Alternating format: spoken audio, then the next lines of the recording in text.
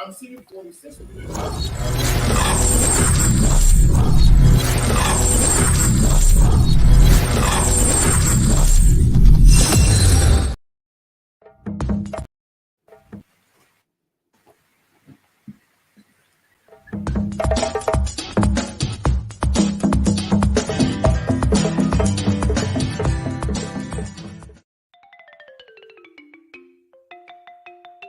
You are welcome to the Bottom Line Liberia. Okay, you're welcome to the Bottom Line Liberia, and today is Friday, the 8th of March, 2024, and the Bottom Line Liberia comes your way um, from the UK and Norway.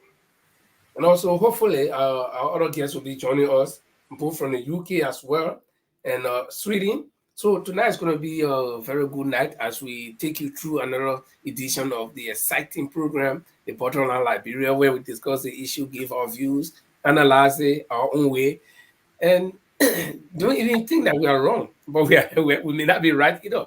But that's what we do here. So my colleague Paul, the Lord Chilope, is well seated on High Street in London. You know, Paul, you live in England, and everywhere in England, every city, they have High Street. Tell me a little bit about this, the history behind High Street. Because every city I went to in the UK, the 4 years I was there was High Street. And also, we get London Road. London Road in every city, High Street in every city. Tell me. Well, first of all, I'll say good evening to you and good evening to our viewers. Uh, the thing with High Street is just simple. So, say for example, in Liberia or Monrovia, Mm-hmm. if you went to Jarlathon should have its own little community center, right? In Mm-hmm. that community center, where they have people gather every day to sell their products that become the high street. So on the high street, that's where people sell a lot of things. And sometimes the high street, they build a square that people can come to and see some historical thing for that particular town. So that's why high street everywhere in the UK. So if you want to Oro, so let's say Oro, the whole of Oro market area, that's where people sell, it become a high street. So they build it in a way you have shopping mall, you have other department store that people can go. So the people don't need to leave from Oro and go to Broad Street. So that part of Oro, there's job creation for those people.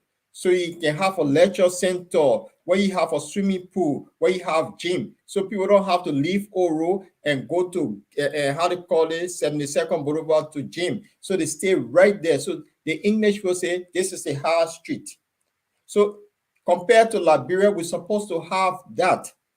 So if you go Lokintown, you don't have to leave Lokintown and go to Nukutown. So Nukutown, you see Lokintown Cinema before back then. So that particular area will be High Street. So you create a lot of places like that around the country. You see, our tokens, our High Street, they call it a dry rest market, and people sell on the street. But it's all open it in a way, let the people Go back to your market, buy your own thing market. buy your own thing. So, Yeah. but it's the high street out there. Can we equate it to something like we have in like Broad Broad Street, where you know that's it, the what can I say, the lifeline of the city? So yes, if in every country they have that. Say, for example, if you went to Paris, there's a place they call in Paris, they call Champs-Élysées, Champs-Élysées. and the Champs-Élysées, Champs-Élysées. It's yeah. almost like Broad Street where all the designer stores are there. So you can equate Broad Street to same nothing like that. In the UK here, London, there's a place called the Oxford Cycle. Yeah, Equate that to Broad Street. right. Then apart from Broad Street now, said people living way Virginia, instead of coming down to Broad Street, they have their own mini little high street. So you don't have to leave from Virginia and go Broad Street. So that's what high street is. And the thing is, we capable of doing it in Liberia. It's just that and what is it important in the West here, in Liberia will have a different. In the UK here, we have they call it council. In Liberia, it's called district. But the council here, the people are elected to the chamber of that council. So the council actually run the affair of that little council. So in Liberia, if we have, say, for example, Monserrato County District 1, if they elect, all the districts have communities. If all of these communities can elect their own members to that community chamber, they will determine how to run the affair of the community. They don't have to rely on central government. So what they do, that community, what they capable of doing, if 50,000 houses in that community, all of those 50,000 houses, they will pay some sort of tax to that community to survive. So say, for example, if every household is paying $5, $5 times 50,000 houses, that huge amount that is generated, it goes back into the community.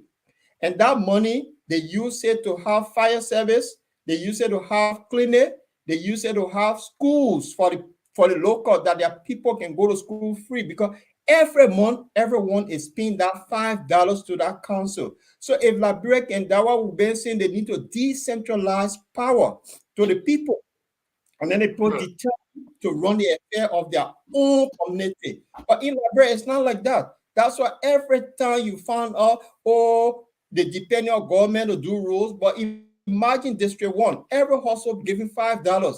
The roads in District 1 will be paved by that $5 that every household is given. So that is if that $5 will be managed properly, it will not go in somebody's pocket. Yeah, but that's why you elect the people, and those people are accountable to the people in our community. And that's how Liberia is supposed to go. So, but now we're not supposed to be talking about, I mean, if we have Liberia like that, even Prophet King, who say he won't be president, God, he can be. Nobody will care for the presidency, because the local community will run its own affair. And this is why it's lacking in Liberia.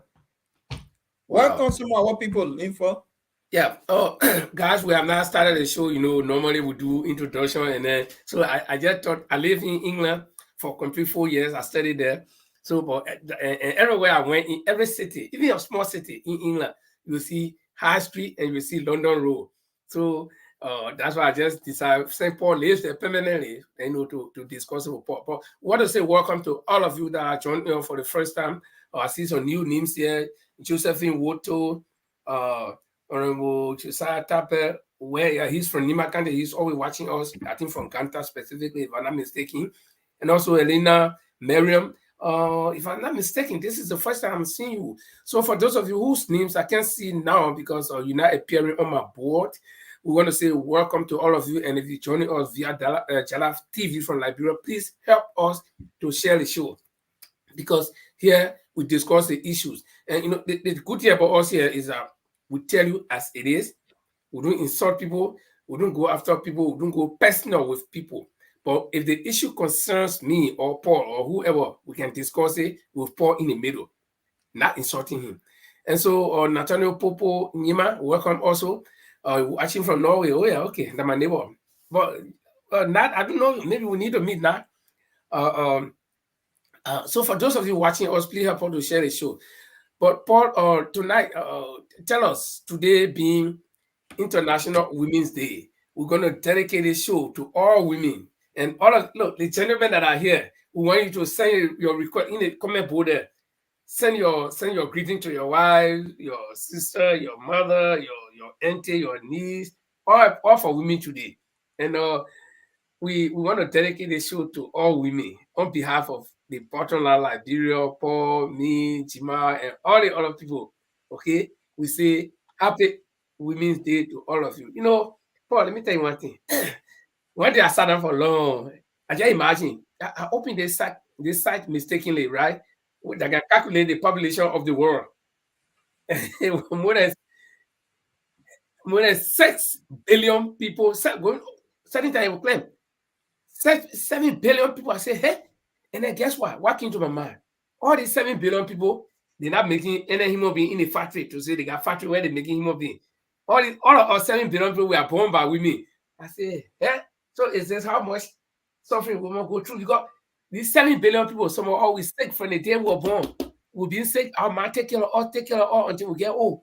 We born our children there, especially Africa. We born our children there. Then our man ready to work there. They took care of all the time and they take care of our own children. Yeah.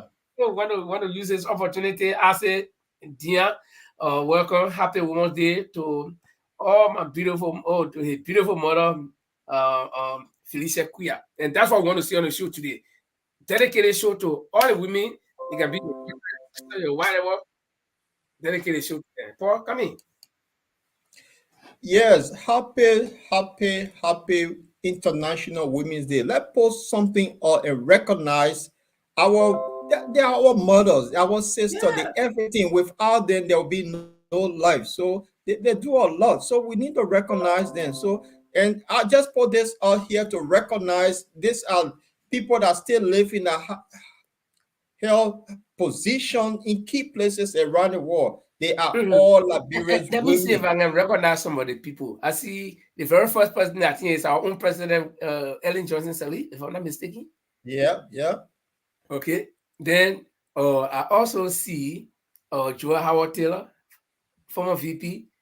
And I think next to her is all the women, I think most of them from Liberia, I think. If all of them from Liberia women. Liberia women. And I see Siane Yo, the current Chief Justice. Then I see Nyomli Kanga Lawrence, somebody looks like her. She's there. Yeah. Then next, this lady I can recognize, the one facing to the other lady with the blue. And let me go down the line. I see somebody, Mariah Yekula. Is that? Yeah, Mariah is there too. Yeah. And then we coming down. The Princess More and see, listen, I've been out of Liberia for more than 20 years, 24 years. I've been out of Liberia, so some of the people I'm gonna see them on the TV. And so I don't know most of them, but like Joel Howard Taylor, Ellen Johnson, those are people that I've met personally, several times. So, but all of these women that you see here, they seem like my grandmother living way in what the parliament call Pomwe, in a farm or on a farm. So they are all doing a thing great job. My grandmother living on a farm, she's there making farm and sending the food to Memorial. And these great women we see who are in politics are cooking our food for us to eat. So everybody is a team of operation. We got a lot of women that working on the farm. They harvest, then they sell it. Then the other women, the civilized women, they go and buy it. Then they cook, they make restaurant, they do all kinds of things, and then we eat it. Then go around, like that. Because without the farmers, the women will not be there, and without these women, will not have political system. So we want to say happy International Women's Day to all the women in the world, everywhere in the world, but Liberia first. And Liberian women are the most beautiful women in my own assumption. But you cannot take it from Liberia women, because even Michael Jackson made a music on them. They are the most beautiful in the world, and we all know that. So, if you go to go anywhere in the world, when you meet Liberia women, something different about them. I know. God just made them different. And you see, there's something about that small country called Liberia. We not many, but we are powerful people around the world, and people seems not. Look, Nigerian, there are 170 million people, but they respect Liberians. That small country. You see something about us. There is something about us. There is something about us. All the great countries around us, they want to come to Liberia. And the thing, you said something that there is something about us, and that thing that binds us, that two things I know that bind us. The English you speak, our Liberian English, my friend, that thing binds us together. Wherever you see a Liberian, I travel widely. Our in Thailand in 2007, I still remember. I sent money to myself to Western Union. I have gone to Western Union to collect the money. They last so long. So in front of me, there are 4 people. Okay, the 4th person, that one Liberian boy and his girlfriend. I want to assume. Then 3 other Thai people and some white people in front of me. So we stood on the line, they last slow, and I could see that they boy and they kept on being unstable. Then finally, I guess, hey man, but how do you put it waste that so? I said, yeah, I will be out. I said, yeah, man, I said my foot out. They got there and I said, oh, my brother, we're looking at you. We know you will be Liberian or maybe Nigerian guy. I said, no, I'm Liberian. So then we tie already. The second one in the Philippines.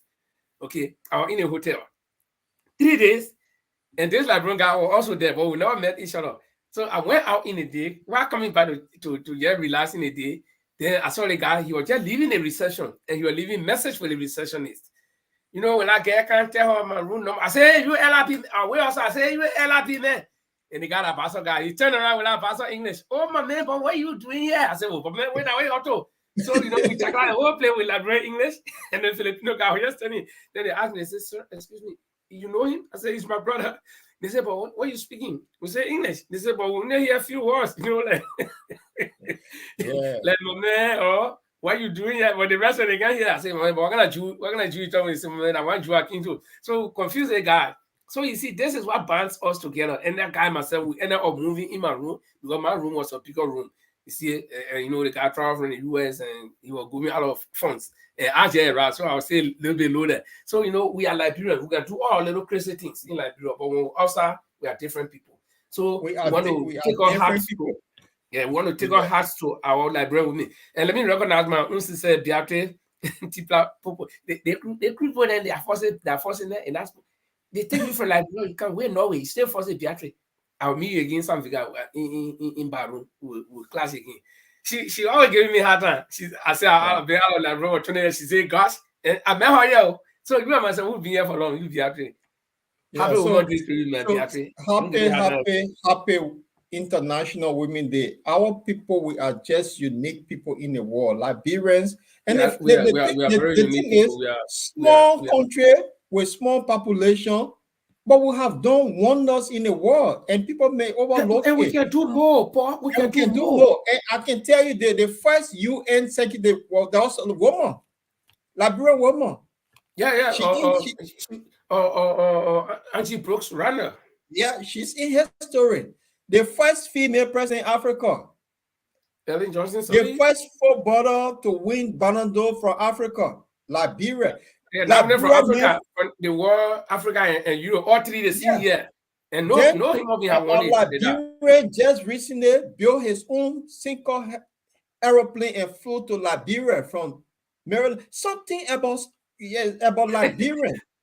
Chadela Brown said we are small country, we'll get beam up. But wait, you know, you can't be, you see, a small man, right? Oh, a small man, but my heart big. If I be small, my heart small, my hair small, my hand, everything small, then what do you get now? So something gotta be big. Me, if I weigh 60, 70 kilos, when you take off my heart, then I weigh 10 kilos, and my heart big. But it's fun to be here on the show tonight. And Beatrice, people, welcome. This is what we do here every time. I'm sorry that you have not been following us, but welcome. And all of you joining us for the first time, please welcome. Send all your greetings to the women around the world, Liberian women. You are the most beautiful people, but you can get your heart. Can ask them to please share the show on their various pages. Like more people. Also share it to your friend. Invite your friend. The Liberian women, they fun, but they can get your heart sometimes. I want to go there. I know they come and catch me here. All of them coming after me. That's my opinion. I say, you're going to give me heart. You're going to get your heart. And I'm right. I'm not wrong, but that's what I see. So I beg you. The thing is, okay, you cannot take away from Liberian women. The fact is that the white women now start going to Liberia to eat our gift for them to get too much. This is something it's just natural about something about Liberia. It's a the white women going to Liberia, they want to build. Yeah, they eating our gift now to come back to the West and look like Liberian women. This is what happened. Wow. So happy women did and happened to our mothers and sisters. Yeah. but wait, Paul, you just, you know, Liberia, something is wrong with us, or something is right with us, but we don't know. You know, we got a group of Norwegian children here that were born in Liberia. Some of them were born there, some of them were small and went there.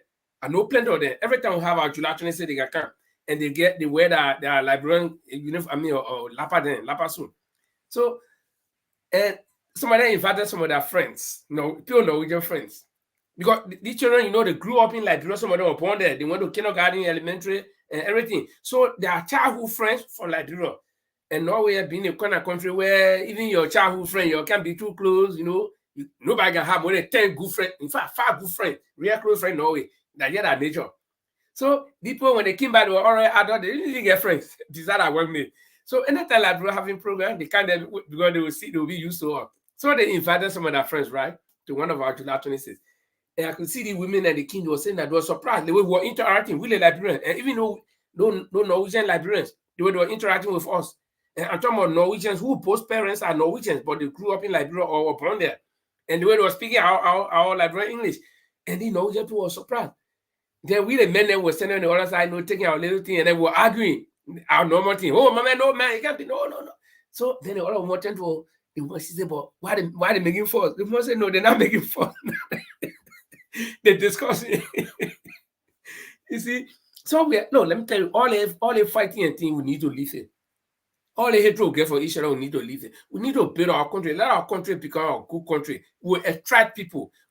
The people who in the West, they get money, they say that they go play, they're looking for a place to go. We can sell our country to them in a way that they will take holiday and the money they go and dump it there. Our other people back home will get job. So I yeah, kind of based on that note, Linford, I just want to put this in before we get into our main topic.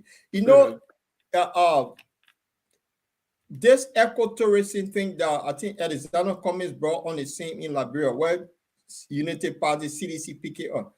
Ecotourism could be the driving force for a lot of countries to visit Liberia. And you know what? Earlier on, when I was talking about the high street, this town center. So imagine, say we take District 1 in Monserrado County. District 1, if how many communities in District 1? What are the 10 different communities? All of those districts will appoint or elect 2-3 persons into a chamber. And that chamber, when they settle something, say, well, every household or every business in this District 1 should pay some sort of tax to the district. So imagine District 1 running a budget over $1 million or $1.5 million a year. And they'll be able to develop District 1 by not even asking central government for a dime. So think about it. That District 1 can say, okay, we have a street carnival that will go to the embassies around the world to invite people to Liberia to come and see how we do our own street party. They do it all over the world. People go to Trinidad, Tobago, Jamaica, Brazil for carnival. Imagine we're having carnival in Liberia. Say, for example, we take Tonmont birthday, what is one of the best days in the year. It never rains on that day. We have the biggest street party to invite other people from all around the world to see the kind of food, to taste our food, the way we behave, our culture. That's a place to make money. But I don't know if the new government will look into that. And it also brings in a lot of income. When foreign people come into your country, they come with plenty of money. Wait, Paul, I don't know, Paul. We are not started the political side of our show yet. We just want the people, the viewers to come. And you struck something about this ecotourism, and this is a new way that tourism used to be like those monuments and historic buildings in Europe and European. They are monuments. You see one guy sitting down on the horse with a sword in your hand. So that I'm not China, then there's somebody who are killing people that kind of people, But we from the tropical zone, we got the rainforest, we got all these things that are attractive to people. People living in the city, they come in the interior side, they buy these small cabins. Every weekend they come in there, they want to get fresh air, they want to unite with the nature. So we in Africa, we will got the green forest. You can stand in one spot and count more than 1,000 species of trees in that small spot. Okay, so we got variety here in Europe. You get a funny looking Christmas tree. That's what people know. You see it? So, but there is some video that I want us to play. See, before we go in the show, I don't know if you allow me. We can play that part of it. Oh, go on. Okay, and it's about this Ghana boy who visits countries. He's called Wody Mayo, right?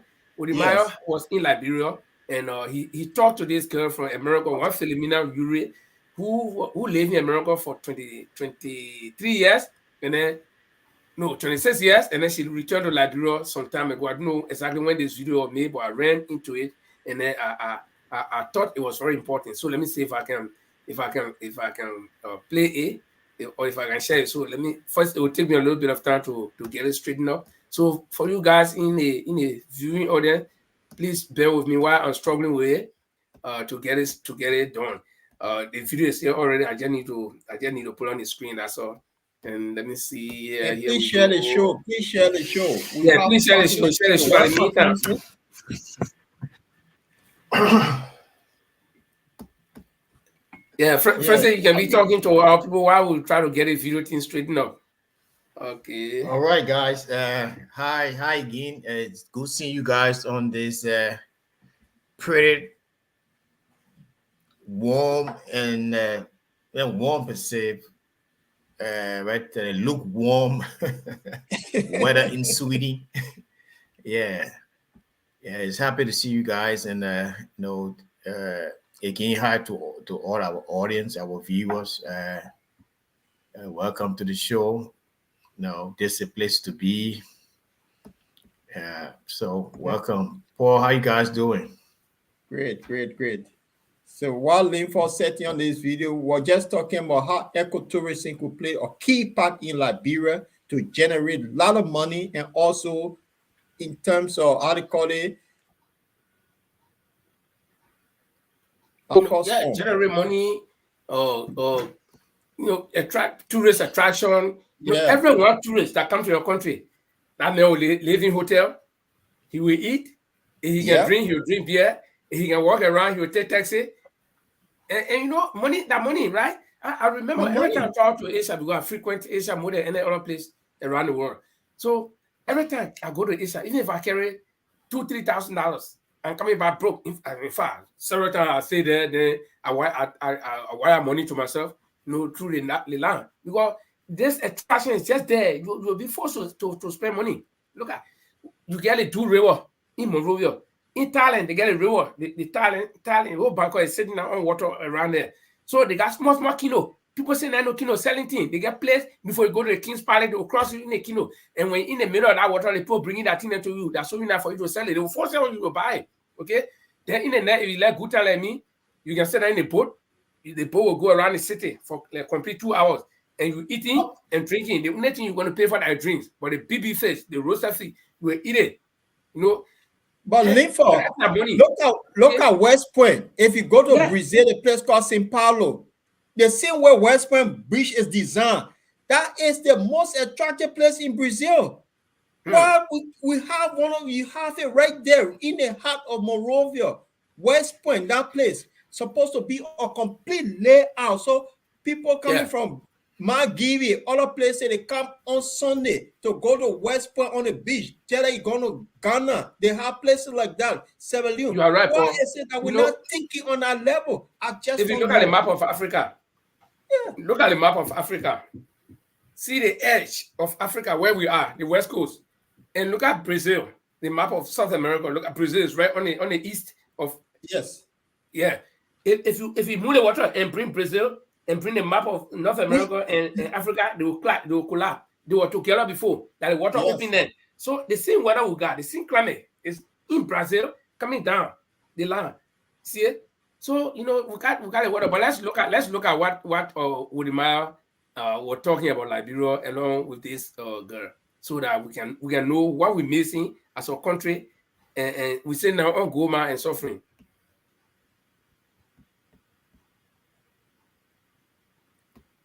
Oh, no audio. We got you in an authentic Liberian cookbook shop.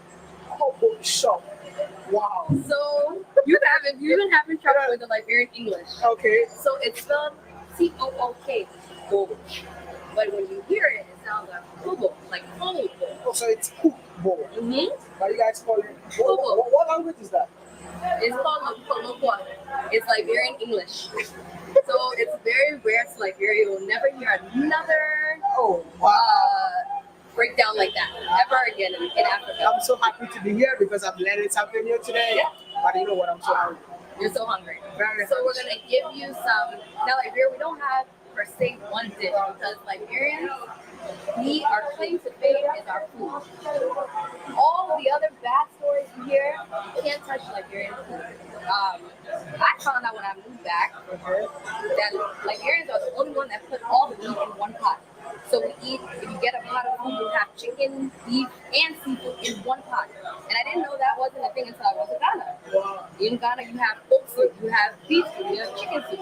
But you cook everything together, we season very well, and we're known for our pepper.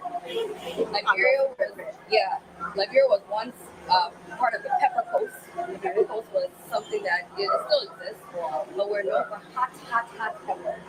So if you're ready for the flames, the spice. I'm so ready. I need water. Is it the pepper? So I just can't wait to eat. So just let me where have you ordered the food? We're gonna take you over here. It's like you're getting cooking for your mom kitchen. So you see back here, you see the big cook pot, and it's honestly the best food in like Liberia you can get at the Kobo shop. So right here in this alley, you're gonna get some of the best beans, tabagi, dry rice, collard greens, all Liberian style right here. Right here. Are you going to sit down for them to bring the food on? We're gonna bring it. We're gonna order it up here at the station. They're gonna bring it to the table. We'll chop and eat. You'll be full for the rest. Well, you see, Paul, I think you getting to understand the line we are driving at. Okay, Francis, you follow me? If you have if you have say 10,000 people coming to Liberia, according to this video, there are several parts of it where he took her, where this girl took, and the girl you see in the video is called Philomena, some kind of Philomena Ure. She's been in America for 26 years, and she decided to come to Liberia about 3 years ago, and she invited this boy, and they went all on the beach. I saw the other video; they went all on the beach, showing the beautiful beaches. So if you have about 10,000 people coming to Liberia every year, at least on the average, and each of the people bringing at least $1,000 set to spend while they are there, because Liberia is not that kind of expensive country. Tell me, what will happen to the economy, gentlemen? Just to come in, this guy that I've been following his video. I'm one of the followers of his videos on Facebook and YouTube. He goes around the world. Actually, he was in the Barbados the other day. Barbados or Grenada. Grenada, I think he was there. And the Liberian flag and something was there about Liberia. And he said, he didn't know that people came from Barbados and they settled down in Indiana, somewhere in Canada. Yeah, so he was like, he was like, oh wow, I didn't know that Liberia had this kind of connection, with the West Indies. So in terms of tourism, Liberia have been sitting on this for quite a while. It's a gold mine, so to borrow your words. But what is lacking is that it's implementation and the infrastructure. Basically, if we only have electricity, 24-hour electricity and constant pipe-borne water, the tourism industry will boom. Yes, that's the two things that hinders Liberia, because businesses, hotels and what have you, hostels and whatever, they need to maximize their profit based on the normal electricity grill. Okay, because prices will go down for hotels and stuff like that. Because most of the people who come there, like backpackers we see in Europe, in America, especially in Europe, the guy that got the backpackers on the back, they're going from Germany to France to England, Denmark, Sweden. So these guys are backpackers.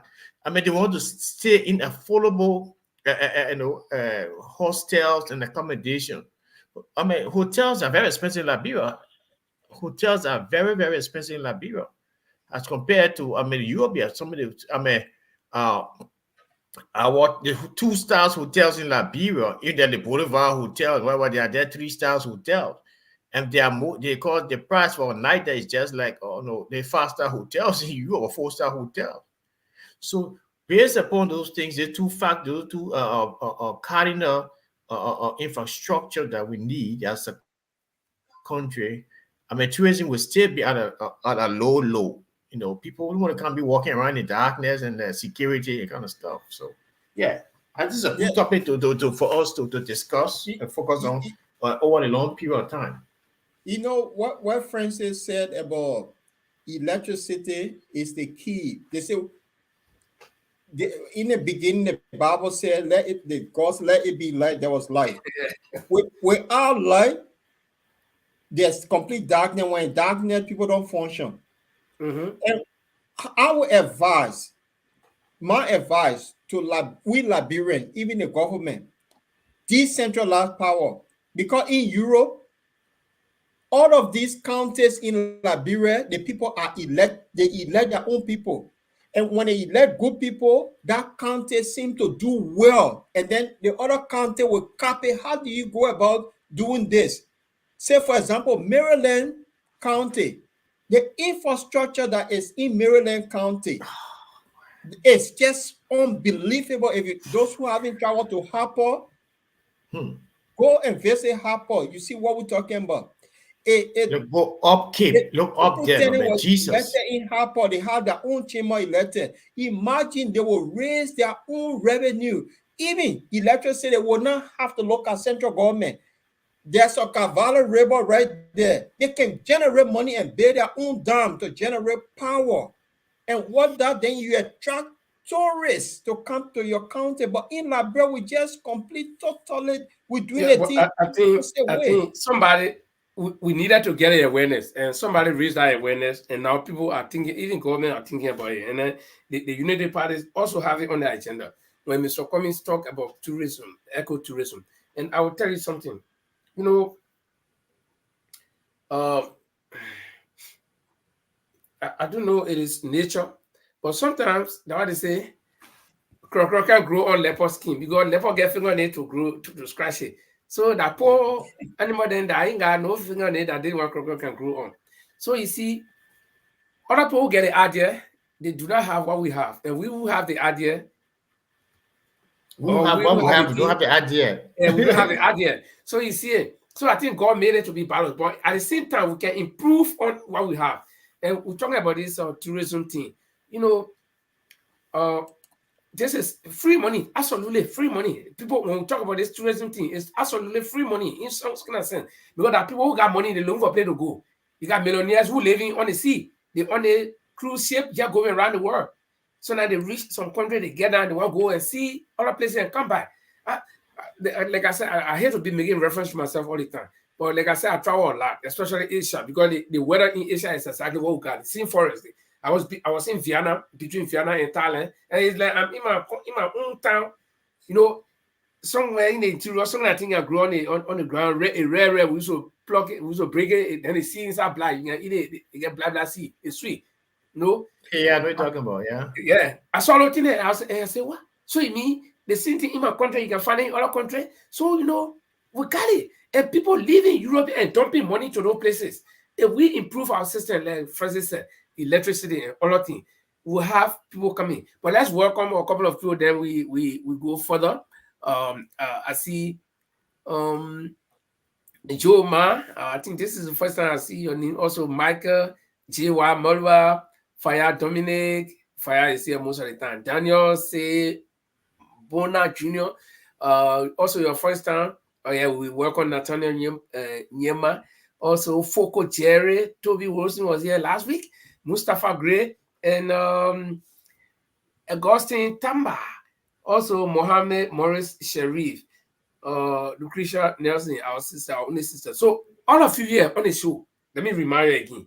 Today is International Women's Day. There you go. We all have get sister, we get man, we get all. If that one thing everybody got in common that mother. Because everybody who was born by mother. Some people biology, they are boys, they get sister. Then some women there, they biology, they are sister girl, no brother. But at least everybody get mother. So let us send out our greetings to our mothers, our sisters, our aunties, our everything, our grandmother. Once a woman, send message to them or greeting to them. So guys, here we are. Paul, where you want to start us from? With all these things that happening in Liberia politically. Now we're coming to the politics side. Something concerning me a lot. And we're just talking about tourism, but what attract people to your country? Electricity, key. Now, for some reason, there have been fire all over the place. Every now and then, somebody's house is on fire. Every now and then, somebody's house is on fire. It's going to the extent that even Sir Joseph, who have all the money, a house on fire a few weeks ago. Then today something happened again on the old road. Somebody house just burned to ashes. You see, when I was talking earlier about if you have community empowerment, when you empower your community, the community make decisions, they buy fire trucks and have hospital and all that. But central government is paying everybody's salary. No money for fire trucks. Then what the ridiculous thing about it, they'll get a president $250 million as his own budget to host people. Well, he can take that money and buy fire trucks. The speaker get budget, vice president get budget, huge money. But then fire service may have one old fire truck. You call them, by the time they take to get to your destination, the house finished burning. So I just want us to talk about the fire issue. This is not right. And if you have that video, man, put it on the house that are burning today on the old road. This woman, it was a shop. See, it was live, and it's just disheartening that people.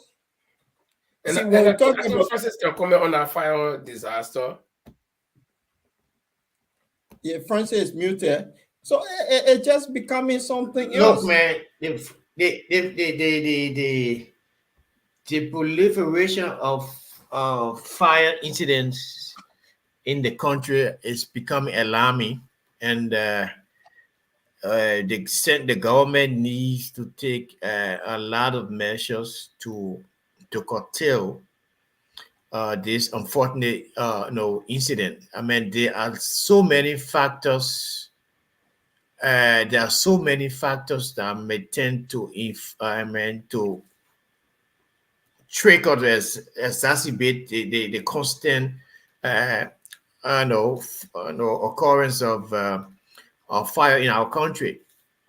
The NEC needs to we need to have a public enforcement agency such as to regulate homes. I mean, I don't know if we do have that kind of agency in Liberia where we go about and doing inspections when people are building, their homes and stuff like UOBL. I mean, nobody actually own a house. People own the house, but most people live in apartment complexes and are already being built by certified construction teams. So they know what to do. Even at that, the people, they go about with inspections. So the problem with our people is that we always take things for granted. First of all, we look for the cheapest material to buy. Materials, electrical material that do not pass the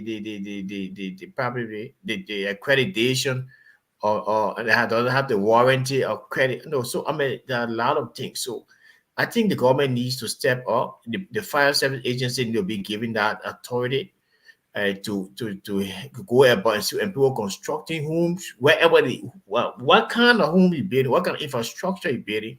The fire service needs to be there to see when you're wiring the house and you do inspection. That will give the fire service another source of generating revenue for that entity as well. It's not just for going off and cutting fire regulation and hazard and all those things are part of the role of the fire department. Okay, yes. So Paul, let me roll the video. Then you and I will sum it up. Okay. And folks, this incident took place today on the old road. According to information that we gather, house was on fire. You will see it for yourself.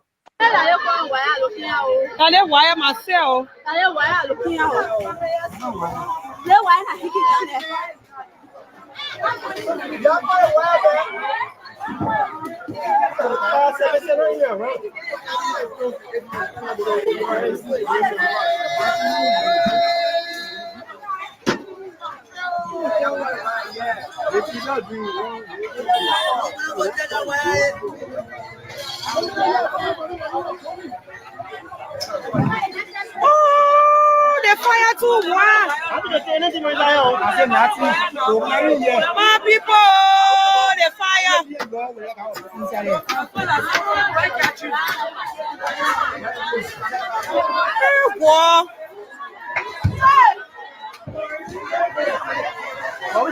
Y'all be the wire, quarry in a wire. Qualifier.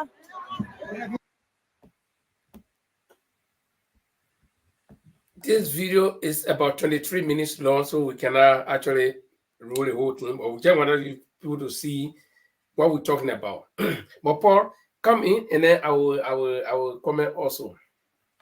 Yeah, I mean, it's a sad situation, and the fire issue in Liberia is becoming pandemic. I may say, last night it was on 19th Street. Today is the old road. Tomorrow it could be somewhere else. Now, if you listen to the viewers, they were concerned about one thing: the wire. Because what happened, that wire that linked all of them homes, that LEC, when that wire catch fire, it means they will not have current. Their concern was the wire. If you listen to that video carefully, and passer bars too, they're just watching. Nobody do anything. Oro is almost in the heart of Monrovia. How long from how they call it? It's what street is the fire service on? I think they own that Front Street. Is that Front Street? It should be Front Street. All right, one of the streets from there. They are opposite the old pavilion. The on the other side. From there to Oro, but there it won't take. Are they still on Ashmore Street? They're still Ashmore Street. It's still there. Ashmore Garden Street, there in the corner. Yes. Yeah, right there near the old SD lot. No, I call it JJ Ross. Yeah, some of that school was there before. JJ Ross. JJ Ross, yeah. So if you see from over there to Oro, it's not a far. They won't take fire service 10 minutes with force. It's a far distance. It is a far distance, but I'm telling you, because that particular part of, we could walk from there all the way Broad Street and walk back. So if you're running with car because you're coming with emergency, people will give way that emergency. And you're talking about Liberia, right? Where I'm talking about Monrovia. Already breaking down in the middle of the road. My man, I'm talking about Monrovia. So I know all the senators get serving on their car, they bypass the traffic all the time. So fire service. But what I'm trying to say here that Oro is District 10, right? Is Yaka Koruba district. And it go back to what I was saying previously, that if Oro have his own little council that have nothing to do with central government, if they have 100,000 houses on the Oro and every house paying 100,000, every house paying maybe $1 a month, Oro will be able to have fire service. Oro will be able to have their own government school, elementary to high school. Oro will be able to have their own hospital. The local people will pay for the services that they voted people for. So we need to think in that direction and forget about the whole thing about central government. The president have to do this before it works. Power should be given to the people. And this, and Francis struck a point here. People build houses in Liberia, Konosa way. People don't inspect the homes they build. Sunday boy graduated from NVTC. He said he electrician. He come and put some Chinese wire together. He gone. The moment he go plug fan, something spark, the house catch fire. Nobody regulate anything. That's what the fire issue is all about. In the West where we live, before you build a house, that house you're going to build, you have to get permission from the very local council, we call it the district in Liberia, before you build a house. After you build that house, before you move in, they will have team or inspectors will come to inspect the house, that everything is in before you move. The people that come in install the electricity, it must be a recognized agency, certificated to do your installation, because if anything go wrong, they'll be held liable. It's not in Liberia. That is the point. So the fire situation, I don't know how they're going to do it, because all the houses are bare. It's like they bare in the alleyway or crumble. So one house catch fire, you have to start throwing water on your house before your house get burned. This is a situation we're faced with. Thank you, Paul, and thank you, Francis. You know, as you guys were talking, I was looking at myself in the picture, right? When I first came to Norway, my very first job I got was carpenter assistant, as we call it here. I have just left the introduction program, and they told me, go and find job if you can find job, or if you can find place to practice anything that you can do. I want to be a journalist. Well, the people told me, say, my man, you can't understand the language, so you go do different things. So somebody connected me with me, one like run paper to the carpentry, and they got who building summer houses in the mountain. And Paul, I was amazed to know that just the cabins that we were building, you have to come to the same municipality you're talking about, the district. They will say, in fact, before you even start digging your foundation, the pay you pull the land, you bring the land deed. Then they'll send people to go resurvey that land is actually yours. That's the first step. The second step is they will see the feasibility, because they got two types of cabins. Some people say they want to go natural, so they'll use natural toilet, pit latrine. Okay. Then some people want to go modern, so they'll use current and running water. So the thing they will send from the commune, as we call it, they will come and assess the feasibility of electricity and water from the main line and your toilet connecting to the main line, going to that place. If it's not possible, my friend, you'll not build a house. And our inside, so I know. So we'll build our houses way in the bush, where nothing else. Then I asked my boss, I said, but so why is it possible that people must bring water? He said, that's a regulation. If you don't want it, then don't do it. Okay. Then by the time the house finishing, when we put in finishing touches in the house now, or no cabins, then we'll send somebody to come and see. And I remember on one instance where the group of guys came, they saw two black men working, me and the librarian Pabe. Then they were surprised that we didn't want building that place. And they asked me, where are the bosses? I said, they're working on the other side. I said, but you put building this here? I said, yeah. And he was not too sure. I think he had to play, he plays called to our boss Ofano, and they told him that we're qualified to do it. So the point I'm making is that you just made reference to it. You see, every time they get hired, because the guy's going to fire another arm, is an electrician, or the man gets someone that saw you here, he's a carpenter, the other guy's going to apply, he said, I can connect. So they may qualify on a plumber. You see, a plumber. You see, and all those things, that trouble job in Europe there. If you do permanent job in somebody's house and start leaking, my friend, your company will pay for it. If you connect somebody's house and it catches fire and they find out, they do investigation and know that it was because of electricity, the particular people that ran a wire, they'll pay for it. And I remember when we used to build a house, our boss told you make sure that when you're building it in a bush, you make sure that you're from the ground floor, you make it tight so that rat will not come, because when they see rat, they will come, our company will really break down the house, and will rebuild it simply because it's one small rat. So everything, the system is in place, but Liberia is not so. Look at people, go along the two river. People just build it in Sha, they get toilet. So where is the toilet? Two river. You see it? So the problem sometimes we face is our own self. We don't have these measures in place. You talk about your electricity, or you talk about fire truck.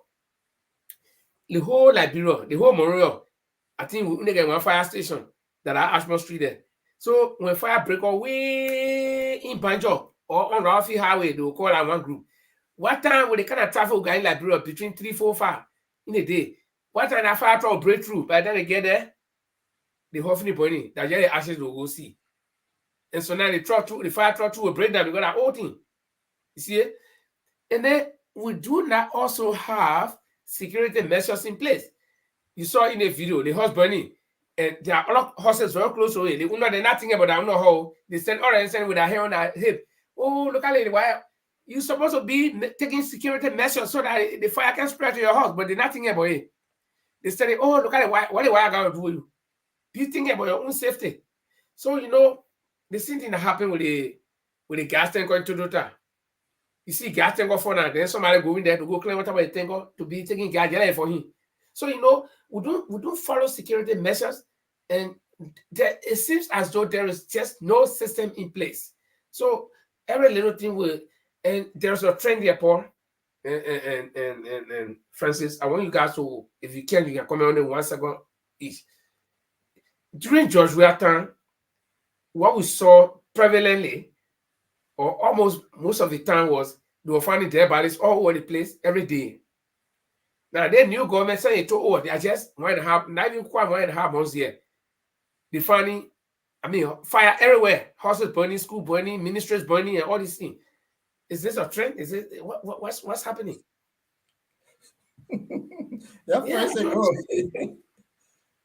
Well, I don't want to say it's a trend. It might appear a trend if we want to be rhetorical. It could be a trend, but unfortunately, just a coincidence, and maybe it could be a lot of people are being connected to the grill, the LEC wires, maybe. So yeah. But I think in general, we are very, very careless people, Liberians, honestly, so to speak. We are very careless. We are not proactive. We are very, very reactive. We always wait for things to happen. Look, just to add to what you just said, Lynn, for look, there are a lot of issues. I mean, as it relates to the fire service. I mean, every little corner in Monrovia, not every little corner, but district or should have a fire truck. Mm-hmm. Yeah, I mean, all the lawmakers that, you should make, they should have a block, maybe district 11, 12, 13. Lawmakers there should ensure that there's a fire truck or substation right there in the community, always on the standby, ready to go. 3 districts or 4 districts or so, combined one. That's very close. That's a suggestion. That's a recommendation to them. Yeah, that they should follow. They should take seriously. Yeah, so to help be on the scene to curb or to extinguish those fires that are going around. That's all around the country right now, especially Monrovia. If it is a trend, I wouldn't say it could be a trend, because the series of events that was occurring, it could be a trend. But I don't know it can be compared to deaths. Well, it could be, but in my mind, I think there's a matter of coincidence. There's nothing. This fire is not intentional. That most of the people who died, those are intentional and motive-driven, incidences. So I think that's my point. That's my take on it. Whether it's a trend or something, or how you call it. Well, and it's not a trend, Linford. Every product or everything that is manufactured, it have a lifespan on it. So if you bought a Chinese wire for $5 and you didn't go for the good wire that cost you $25, at some point that Chinese wire will get rotten and will cause fire. And this is the fact. Our people buy second-hand and low, let's say something that don't have value to use. And Francis is rare. We're careless at times in Liberia, and we like cheap things. So if you go for cheap thing, after a year, that cheap thing could wear out, it could spark fire. And that's the point. So what's happening is the installation of the electrician that did the wiring, they didn't do it properly. They did it cheap way, and the cheap one now coming to cause problem. Now, people that say, Joe said, I have money. So if you say it's a trend, then I would say, well, what is a trend? Because we noticed that the Unity Party chairman, I think it was a garage or somewhere that got burned. No, the whole house. The whole house. It became political. Yeah, it was the boss quarter. The fire started from there and spread to the house. Right. And then Sir Joseph House too, similar thing happened. But then this is a message that been sent by the fire. Guys, you'll do something. I remember history tell us there was a great fire in the city of London. London got burned. And the people learned from it. In Liberia, we have not learned yet. The whole of Monrovia must catch fire first before we do something. I think it's just a sound, warning sound that keep coming out here and there. They need to do something. If somebody build their house in Liberia, you put fence around it. After a week, you'll see 3 different zinc shafts attached to it. And they get electricity from somewhere. So when something happens in a zinc shaft, your house will be on fire. We just need to we just need to do the right thing. We're not doing the right thing in Liberia. That's all. Right. We don't do the right thing, and then they say the chat that can hear you can feel. So saying we don't know how to do the right thing, we feel the wrong thing. Now, you know, there's a Liberian boy who works in a municipality.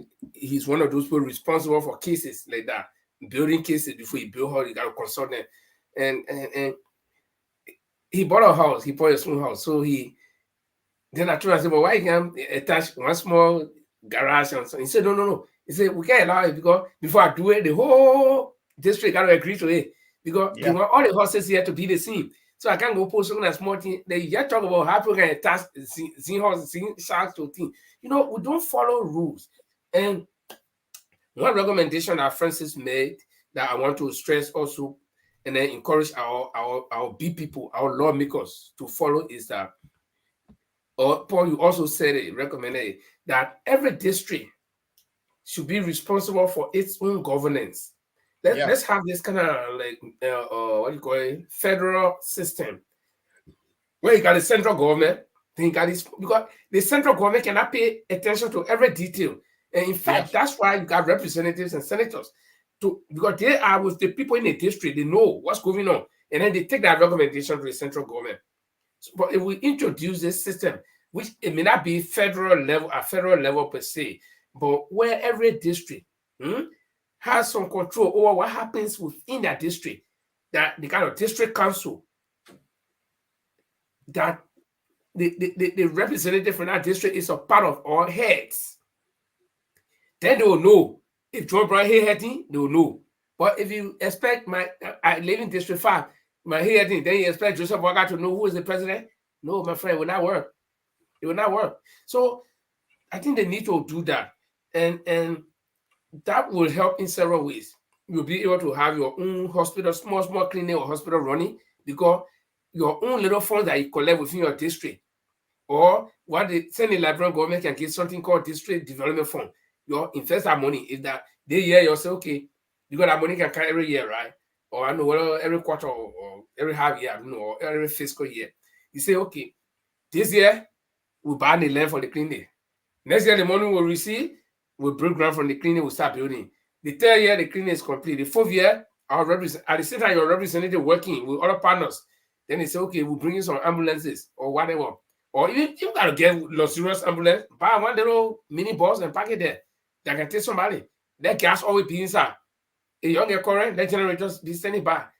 So when somebody gets taken out this way, you gotta move from there, go where JFK, where they ain't get medicine. Okay, so it's a good idea.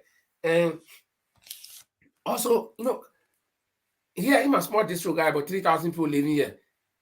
The other day I went to the hospital. I saw 6 dialysis machines that they installed, new 6. The thing that we got one in Liberia, and the second one in Liberia, and we've been celebrating our achievement for Georgia government. I said 6 brand new one. I was tempted to even ask the hospital administration if they have some old one that they replaced with that one there. And I will not forget, I will still ask. I said, brand new one they installed with plastic stay on it. It happened. I said, the thing there, nobody using it. Can you imagine? Where by Liberia, we only got one. In fact, I heard Breda. You see it? So all these things, they got 3 ambulances here. Yeah, the small, I said 3,000 people. They get 3 ambulances here. Okay? Right now, if I call, they will come. Can you imagine? Fire truck, the other day, they get some swimming play. So fire caught there in different districts. But we got people, fire trucks start coming from other districts. They have to come before the things that they put in the district and after taking care of the fire. But people were coming to help. You see it? So all these suggestions we're making, if you got the closest districts, in one district can make it, you put 2-3 districts together, you'll say that correct fund for this project this year for the 3 districts. So when fire break in district 8, district 9 can go there. Or district 10 can go there. Simple as that. But everybody want to be politician. Everybody want to, and they're not using their head. I want to think they lack of ideas. So, but guys, I think we've Yes. So, Linford, let me add something there. Yeah. And maybe Francis may chime in. You see, Yeah, I want to do. you wonder what I live. And this idea, if you go to the Ghanaians copy from the English, the Nigeria copy this from the English. So if you go to Ghana, you see, oh, it's not the government, that local, they call it the local council. So in Liberia, it was good that it came out with district. So think on this carefully. District, I'll give example, District 1. In the area I live now, they have 4 fire trucks parked now. Yeah. Just in the area. And within the area, we have hospital and they have 4 clinics around. You see it? Then in the same area where the fire truck passed, we have over 6 ambulances just parked. So just imagine if I feel pain in my chest, the moment I call, say pain in my chest, it will take the ambulance less than 10 minutes to beat my door to save my life. So let's take District 1. If District 1 were given that local power that they elect their own people, the people will demand District 1 of what they want. That means we want schools, we want ambulance, we want this. The people, because where you put your money, that where you put your mouth. In Liberia, we don't pay taxes, but we get big mouth. And we want the government to perform miracle. It's not, so the thing is all to push for the local authorities should have that power. And then some smart person in that local authority will come up with idea. The other authorities too will start buying that idea. The country will flourish. Instead of just one government, everything is on our government head. Yeah, Paul. Let me just bring you the information. I think this whole district officers election started when any administration. In every district, it's a big thing. It's a political. They have elections. They like people to. To the viewer. They had district development officer. They had this and that in the districts. Oh, really? So yeah, they do have that. They do have that. They do have that in the various district. They have elections for these guys. Yeah, they vote. The people go and vote for that. I think at a point in time, it's there. I think one time I heard Mo Ali. Mo Ali was something for some district before where he was. He decided to run as what you call it, representative before, and they came to that agreement that he should forfeit it, and somebody else go for, I think, from the Liberty Party or so. So these people are elected as well as a representative. But the key thing here is that look, we are not innovative. We look at elected positions as a means of getting prestige, as a means, as a conduit to go to the next political stage, elections. So all the people are going there. Yeah, they're not innovative. Do not have the community at heart. You need to have innovative people. You have all these people, all these guys are elected. They got the district development officer, the district this, the district that, they all elected, and the representatives work with these people. But it's the end of the day, they just like, oh, our friend representative give me this small thing. They want to argue political party, which political party you're from. So most times that what the impediments come from for those districts to be developed. Although we are way behind, But there are so many ways. I mean, I live right here in Seymour Way. At like 5-minute drive from my house, there's a fire station right there. And that fire station cover at least maybe 5,000 or 3,000 people. You got a hospital, you got a clinic, they got a big hospital. So these are people that the people have structure. And these things are easy to be done. It will take us time, but we need to have the people the right mindset that will come to Liberia That's the key and word. develop People the with country. right mindset and honesty. Yeah, they'll come and help Liberia. We travel, we see all the things abroad.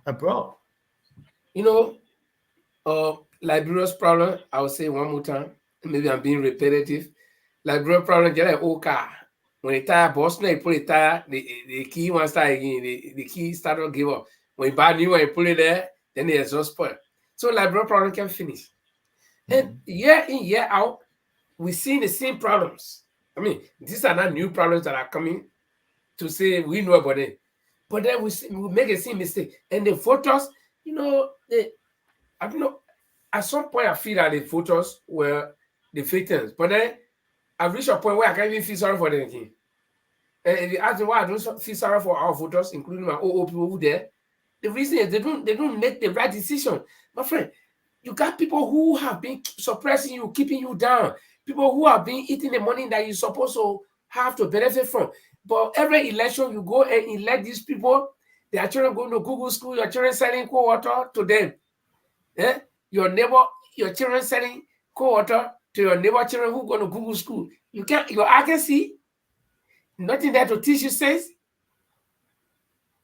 Amen. So Linford, I beg you, don't blame the voters. In Liberia, blind lead the blind. So a blind leading the blind, you cannot blame the other person. Now, who have crossed that live in other parts of Africa and cross the Atlantic and live in the Western country, we are no different when we go back home to put sense and logic in the people. We do the same thing. The thing we just talked about the district, empowering district when they are elected, that government sort of pay them. They pay their own self. That's why you pay taxes. Because if somebody paying tax, imagine I pay $5. Then the road I live on, that road get potholes. You know where we take one, go to that local, how they call it, town hall, to reach hell with the people that are paying my money, my road now face. How come I paying $5 every month and I get ambulance? That is the power we're talking about. If you have that, they have the community leaders in Liberia, friends you're talking about, but they are all there for their own pocket. They will stick behind one lawmaker that will empower them with some money. That a community chairperson there, they bluff. No innovation. And if you have that innovation, you see that people will not even depend on central government. And this is the fact. Student crime for wire fee. Could you imagine if you pay money in your district, the school that in our district, they will crowd on central government for wire fees? No. Friends, they come in. Yeah, just before we go to the next topic, I just want to say something here. Look, you guys we can say all the things we want to say about men like Sir Joseph. We could say and some other representatives, but the loud talkers like men like Yeke Koruba. These are the things he's all to be focusing on his community.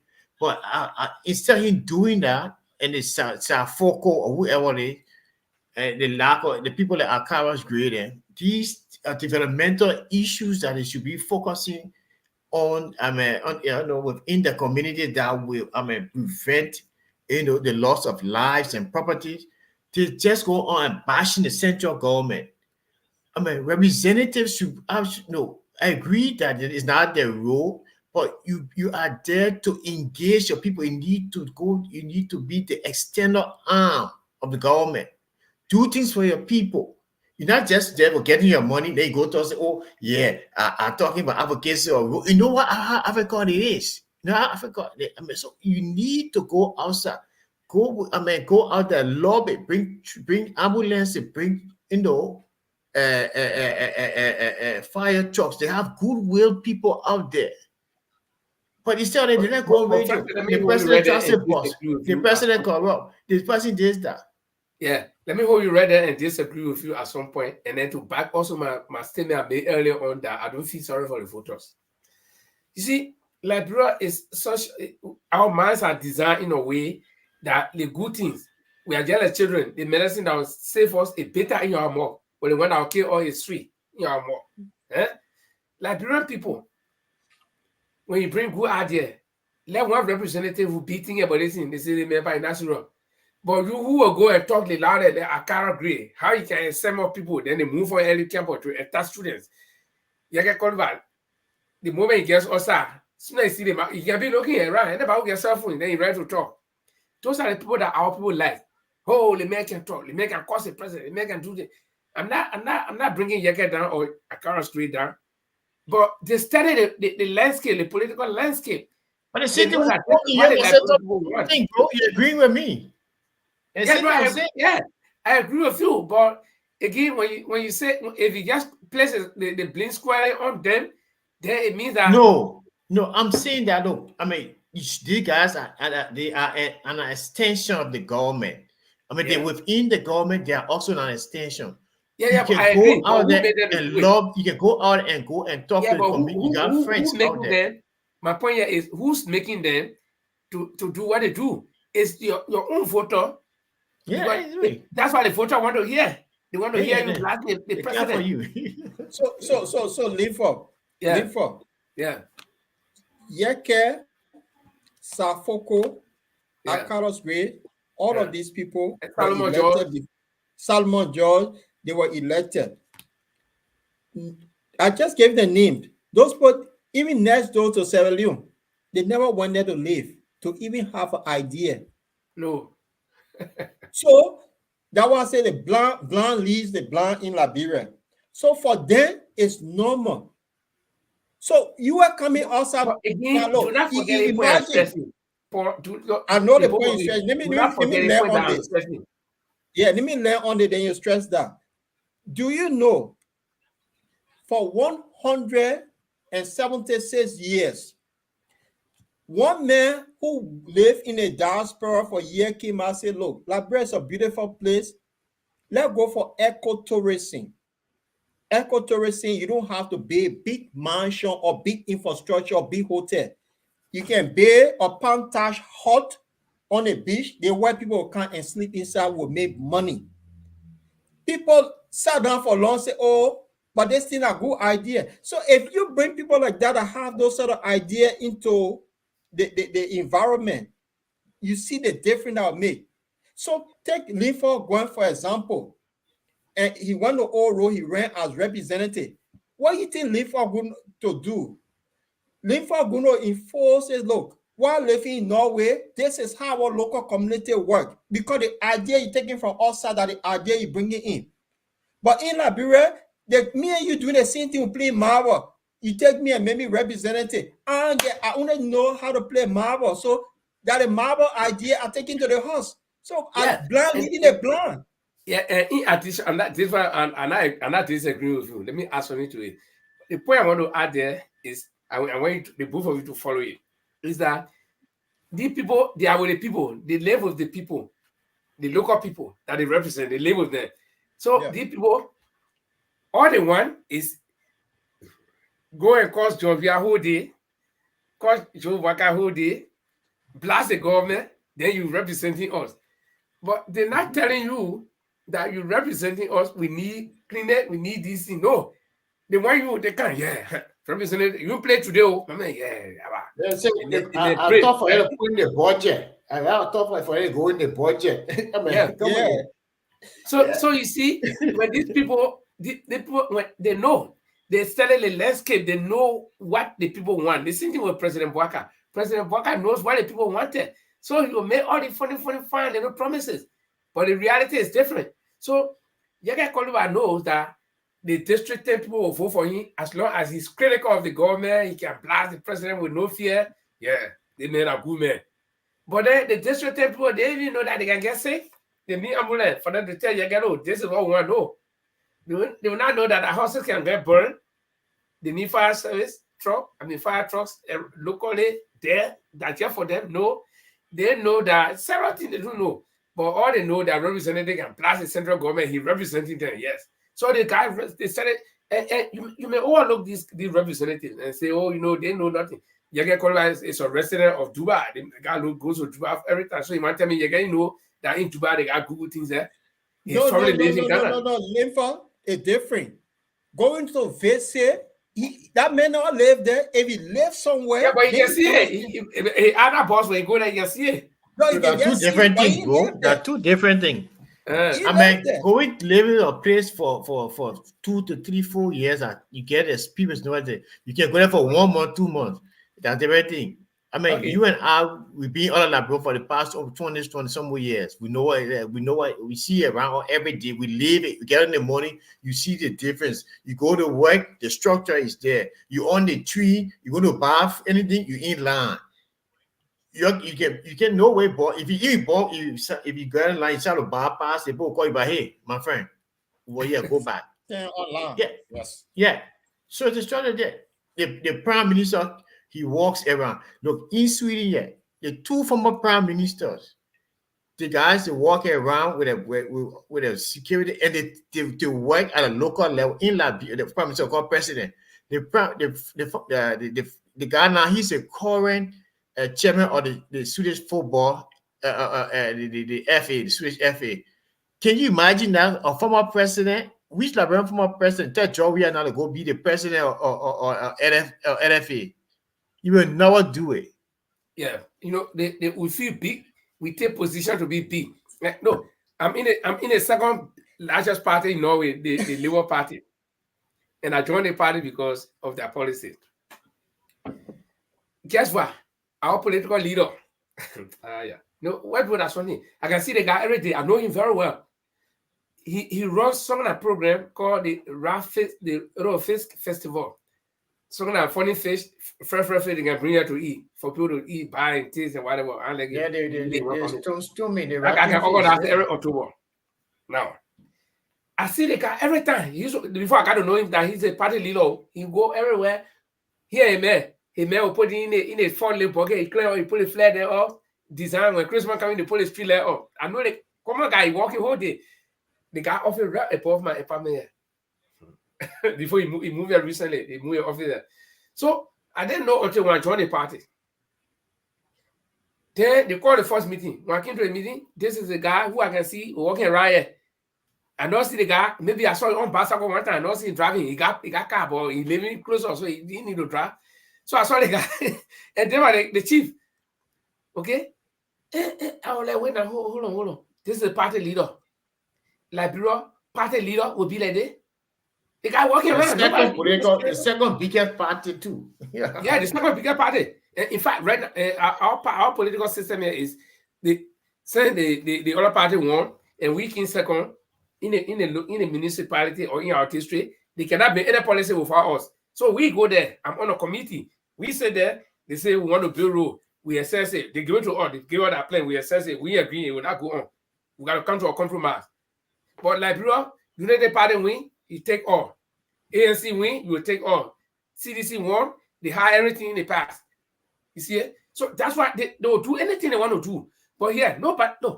The ruling party now, they can't do anything without us. Well, me, I'm like representing all the black people. They told me to go bring black people. They say bring all the black people so they can have voice. You see it? So me, I can raise contention. You know me, Paul. I can raise contention. So now they talk something. They were talking about, go and tell all the foreigners, encourage them to come and join. Let me tell you one thing. This is a small municipality. When you people are building a place there, how many apartment building your complex okay here? All your houses here. Some people looking for a house for complete 2, 3, 4 months. They can't find it to move in. Because you build a place, you live here, at home here. You build a place for yourself. The foreigner that you want to come here, they need 2 things. They need job and they need place of live. My man, the political leader, was shaking here. So yeah. So after the meeting, he told me, say, he said something that people are not thinking about. Oh, we want people to come here. When people come, where they live? You see it? You can only find empty house. We got a small community, 3,000 people living here. You can only find empty house When one old lady or old man, you owe, they can't take into the old people home, then the children, because they got their own house, then they rent it out. Okay, so when I told them that thing, they start thinking about it. So you see, let me tell you, Liberia, we're messing out on a lot of things. And we say these things, if our politicians have ears, let them hear it, especially a recommendation from the three of us here about the districts. Because the district is the smallest unit of the entire government that we have. That district is the smallest unit, it's a smaller picture of the entire government. The same way in our homes, the father is the president. And he's like the small picture of the whole president will get. The president is a bigger man for all in the country, the 5 million people in Liberia. But in your house, you are president for yourself, for your family. You can decide. So if our district leaders will come together and say, no, listen, this is what we need to do in collaboration with the people that they lead. And they should empower some local people in the district, opinion leaders, and then they work together. Things will work out, but nobody think about that. Let me go back to this. District 10 have Yeke Koluba, where Francis said, Lamoff. But in the legislature, he could pass a legislature that will want to pass a law to empower our district leaders. So that means if you put a law, you see the district is mapped, right? So I'll go back. If 50,000 houses in Yeke Koruba district, because they have empowered all of those community leaders come together, they build their own little place called the district chamber. And every household start paying $2 to that district because they're going to work every day, Monday to Friday. They have to survive. They collect all, they have an accounting department. They're accountable to their people. That district have, or what we in Liberia will say, town hall, where you will meet. They will lay out where they collected this year, how the money was spent on all of these infrastructure that they put in place. They're accountable to their people. When that district start doing things on their own, start developing, they will not say, oh, we're waiting for President Barker to give money for district development. You power the own people in that community to generate their own money. David Cameron, who now the foreign minister for England, he was prime minister during Ellington for this country. He went, they needed somebody, he came back to serve under Richard Sunak as a foreign minister. That will not happen in Liberia. No. He was doing a campaign. They said, but Vice President Barker was Vice President before, so he can't be Vice President again. He can only be President. But the West can tell you, say, as long as this person good in this area, we can bring you there. So you see the way we look at him, everybody in our community become too much bishop. When you bishop, you can't do anything right. And this is the point I'm making. Boris Johnson. I want to ask one question. I want to ask the both of you one question. Let me get Let me learn my Boris Johnson, the former prime minister. He was city mayor of London during the Ebola crisis in Liberia, between Liberia, Guinea, and Sierra Leone. We were organizing how to get medical supply home. In our president, this guy, 10 million people live in London. They were city mayor without security. He cycled to meet us. No security. That won't happen in Liberia. Look at Jefferson Kochi yesterday. He alone have 20 bodyguards. How many convoy when he driving? It's only in that country called Liberia. That's my problem. Ask the question. That's LRB for you. I'll ask a question, but let me also talk about this security thing. You know, when we finished talking about it already, but that big country, Bihar killing oil in that country. You see, one small Joe Blow, one Joe Blow, hungry like head. Then he said, I remember during the water, tell me some funny statement, and we all laugh. Here is Taylor standing, one general came from nowhere. The guy get almost 20 bodyguards. With 4 pickup here, he came power. Taylor standing talking. Tell the general, no, bodyguard, start spreading all over the place. So, Taylor said, but what's going on? Say, chief, I'm a bodyguard. I say, you, and who are you to me? You are my general. Then you get all the bodyguard. So who are you to me? You should be my bodyguard. You supposed to be my bodyguard. You get 20 bodyguard. So then the whole library will be my bodyguard. You see, the big thing it can go in our head. The prime minister of Norway, the other prime minister of Norway, he's not there now. We have a new prime minister. The guy one time was in the summer, he was cycling in a park, cycling alone in Oslo. So they black people were selling a lady. So he stopped the prime minister. The next time he stopped him, he said, stop. He said, you want pass on it? Then the prime minister said, why? Then he showed it to him. He said, no, I can't do it. He said, why? He said, oh, but you know how the prime minister. He said, so what? But you the prime minister, but so you can't do something. He said, no. You see it? And here the man have fun. The man told him, say, okay, you know how things, don't do this. If you want job, you can go, or you can have some money, you gain small money, say, you know, go and do something for yourself. You see it? But what kind of, like, bro, you have prime minister cycling in a park, yeah? The bodyguard will be, oh, and all the thing about bodyguard, don't get money already.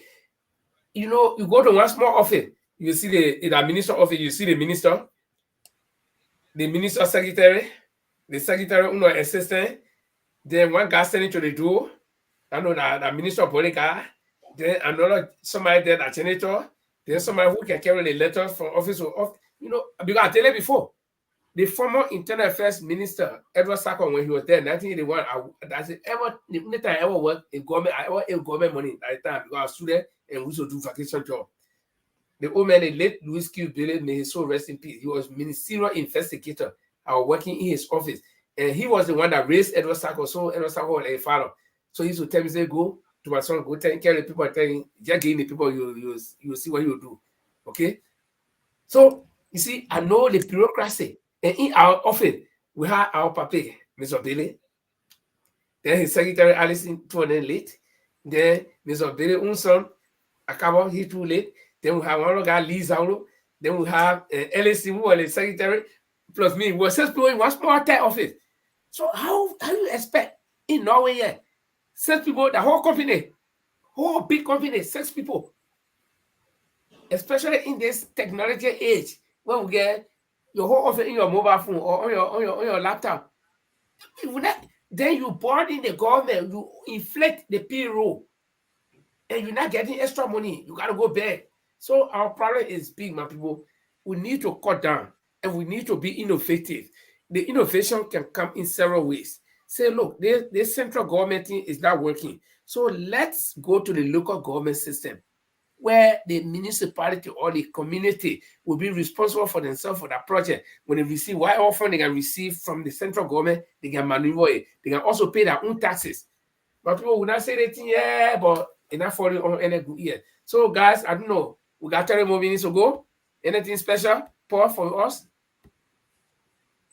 Oh, nothing special. We talked about it, and there was something came out yesterday regarding the GEC report. Oh, and the GEC, I don't know, Front Page Africa reported that both President Weah and President Joseph Numa Barka, their finance people lied to them. So I don't know what Liberia is a very interesting place. So my thing here is, why can't they just order the entire government, then for it to be little piece here and there? And equally so, if you're going to do auditing, proper auditing, why is it that, because you see, if I'm going to audit somebody, let me come with everything. Why don't you just put out your owner access, let public see it, this is what I came for, and this is what we're going to do. That way, it just raises question that assets declared, people don't know what's there. Now we get assets recovery. Now we get some part of the people, government will audit here and there. Why just you audit everybody for the sake of the asset recovery team? I saw the team, and I was like, wait a minute, what's going on? Because this thing, for me, it look faint. It look very, very light team. The composition of the people, the members of the team and stuff like that.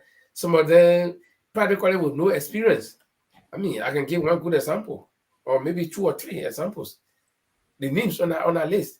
But again, I think this is going to be something new for Liberia, and this asset recovery program, I think it's a complicated thing that people get think that you come to me and say, man, you're not having money, but how you marry a baby hard? Then I say, okay, take it how you carry it. It's not going to work that way. No, you need experts in finances, and you need to be connected. You know, most of the people, you want to retrieve assets from people, right? You got to make sure that you can go beyond what you think is happening. That if I work in government for 5 years and then I build 4, 5, 10 horses or whatever, like Joshua, I build all of unit, then you say, oh, Joshua, I'm not having money because that general concern. Joshua, I'm not having money. Where are you getting money from the building thing? And Joshua said, I have money.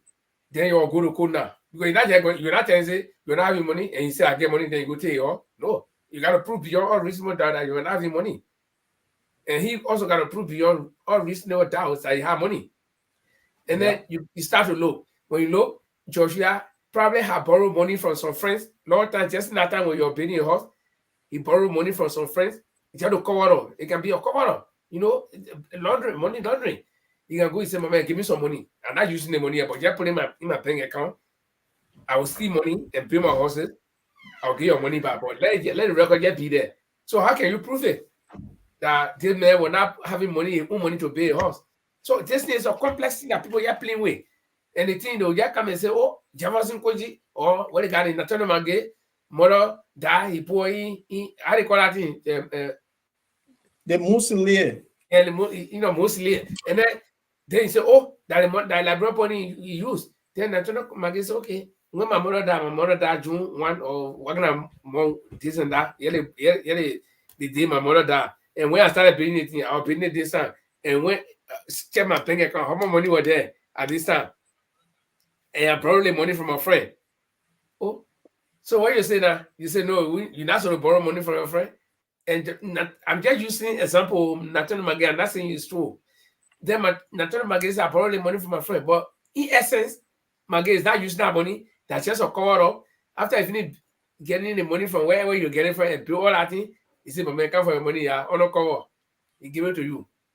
Okay? So how can you prove that Nathan Magay actually did not take money from the Liberian government coffers or that his friend did not give him money? So you see, it's a complex thing. And then you got people like Martin Colley there on this thing, and you got all the. I was like, wait, something is going on that people don't know.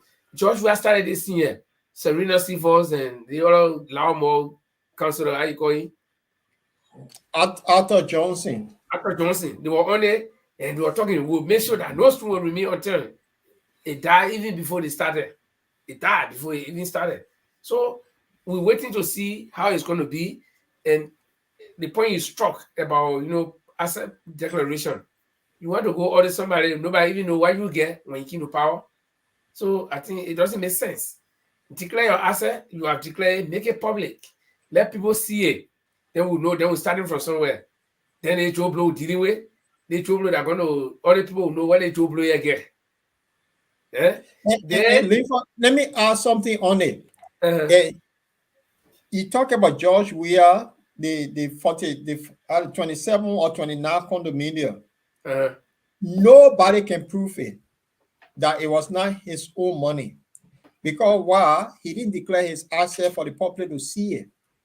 Because the public didn't see what was there, George Weah can say that's my own money. But if you want to set example for the country to move forward, you make your own public. And then that means you're setting the principle that, yes, no matter how Darrell Dillon, who is the most corny senator in the House there, he was able to came with $3.75, and now we know he get 200,000 in his account. Butcher, my own friend, he came with zero. Now he get 100,000. So we can know now where the money come from. So if you're going to order these people, Dillon came with $3 something. They will know Dillon now pay 47 condominium. You can question Dillon. How did you get that money? But with George Weah, we can't question him because nobody know where he brought. You see, that's the point I'm making. I think that same trick our current president wants to play. That he will not, he declared as he will not make it public. So, in as much as nobody can prove Georgia in a case, he to buy something or do something, we cannot prove it because we don't know. So I think it's the same trend. But Francis, what's your cut on it? What's your take? Look, look, what was wrong yesterday is wrong today. The whole issue of asset declaration by some of the government official is just and the president. I don't wonder, and the president. The president is a lip service, it's a charade, it's a facade to meet up with what the requirement to outcrowd the people, because you cannot declare your assets blindly. You know, just between you and my man Ernest Heach, the guy at the right there, the commerce something. ACC, you cannot the president need more transparency. He needs to actually publish his asset. Let's see. No, I cannot preempt or predict his future behavior in terms of accumulating wealth, and I don't want to for people to know, based upon the fact that he did not publish his assets. You can see I've declared. But look, when it comes to President George Weah, we all knew that George Weah was broke as the president before he became a senator. He stayed less than 2 years as senator. So there's not a rocket science that we all knew that he was broke.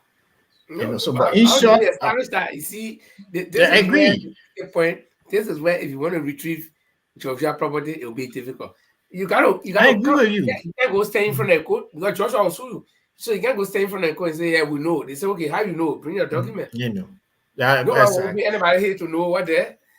No, but again, let us be real here.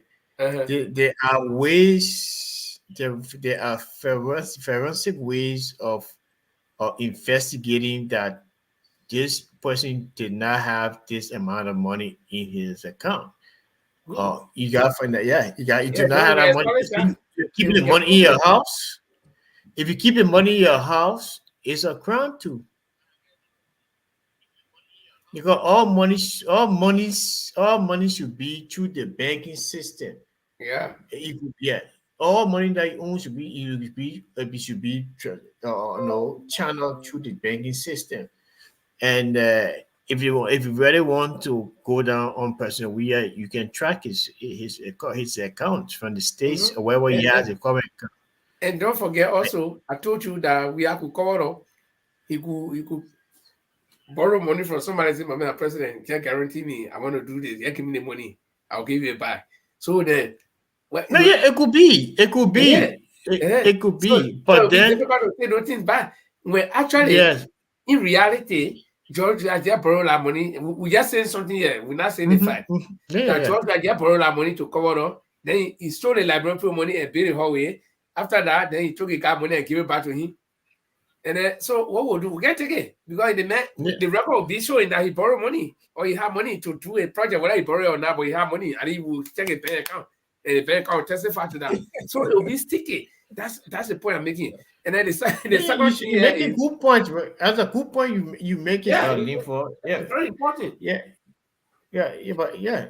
That's a good point you just raised. And the second thing, when it comes to our current president, the same thing you say about George Weah, and the reason why thousands of people, almost half of the population of Liberia, believe that George Weah was broke, is that George Weah was not making these developments when he was private citizen. Even until he became senator, you were not saying breaking your horses down and building pipes and you're building condominium and other things. The Nan Street resident, whatever. He became president before he started doing it. Then everybody Abra raised, something happening. If George Weah had started doing this thing before he became president, the loss would be less. Then we'll apply the same thing to our president. What did our current president say? On live television, he said, "I'm broke. are live on loan. So this is a man who was living on loan or who is living on loan because he had not cleared that loan yet, and we don't know. Then he became president, and we heard that he bought a property on Ralphie Highway. The police still have to confirm that. But considering that he was broke and he became president, and he declared an asset, the police does not know what he declared. He declared to LACC. We don't know. We are not in LACC. So the first thing that came from his own mouth was he was broke. So in the future, when he started to build executive mansions and stuff, so what we say, we have the right, the population have the right to say he's taking the library money because you're not having money. He said he's broke. He's living on loan. The first thing, has he paid a loan? All that got to be reflected within his asset declaration and make it public. So, Paul, I don't know what you think about it. That your uncle, me, I want to put my mother. You know, my uncle, the great Lieutenant Kojak, I think. Oh, but you see, I tell you, put a papi picture of my man, Papi P. Africa, man, when you're walking from the plane, you could see the structure, almost like Kojak, my man. I need to put a picture up. So, Lieutenant Kojak must do the right thing. You see what happened? I like the Unity Party. They ran a campaign on transparency and accountability. That was the key. Experience at the highest level. So if you come in with that word, accountability and transparency, this transparent thing now, you declare the asset, let's see where our own are. That transparency, but you can't hide it and put it in some kind of vault and you lock it up, nobody know, even rat second go around it. That's not transparency there. We want to see it. Then we know, yes, the old man is on business, but it's not there. So how do you count? So Joseph Newman Jr. could start bidding mansions all around a place that he never did before. We can't say anything, we only speculate because asset declaration have not told us that Omar Barker had millions of dollars or he came into office on a zero balance. Until we see it, then we know we're heading somewhere. So that transparency need to be in these people plan that they run their campaign on. Transparency and accountability, and we experience at a very high level. And this is what the people want, that transparency. If you're not showing it now, then we cannot hold George Weah. If you want to go after George Weah, they made it clear. Equal, so you can't hold the current president, you can't hold George Weah, you can't hold the current president. And I'll tell you why. No. I'll tell you why. I'll tell you why. I'll tell you why. The current president, because you cannot. He told me that if you vote me, I'll be transparent. So me, I won't say I will hold him on that. Yeah, that campaign, you can call him and say, I didn't tell you that also. But let me tell you one thing. No, but that what he said to the nation. But you can come and say, I didn't say, so what you do? No, the recording is there. Now he gets but he said, I just said it, but I didn't mean it. What you do? So they're not go after. There is no law. There is no law on your book or on your books. No. There is a law. There is a law. Don't say there's no law. There is a law. Hold on. Paul, we're arguing this for you. There is no law in the LACC or in the good governance, the whole good governance system that say the president should publish his assets. This is a mistake that when we're making that law, that a mistake they made. The minister they can publish, he can declare the asset and give it to the LACC. Now, will be left at the mercy, the citizens will be left at the mercy of the LACC if the LACC so deems it necessary to publish the president's asset. And I want to also believe that the LACC is also under oath of confidentiality. That if the president said, no, do not publish my asset, remember the president is the number one man in the country. Yeah. They can't go around there. The mistake that our lawmakers or the act that established the LACC mandating government officials to declare that assets made was that they did not say when you declare your asset, you are forced to publish it. No, they didn't say declare it. So LACC can use discretion. LACC can say, okay, I will declare Linford asset. Linford has declared asset, but we'll publish it. Or if Linford disagree, we can publish it. So until they can go back and visit that law and amend that part of it, that and declare your assets and publish it to the public, nobody can hold anybody responsible for not publishing their assets. And You well, can do it listen as now. you will. What ability they, but no law can force anybody to do it. Let me just say this, Lynn, for for transparency and expediency's sake. Look, I mean, you as a leader, if you declare assets, you need to publish it.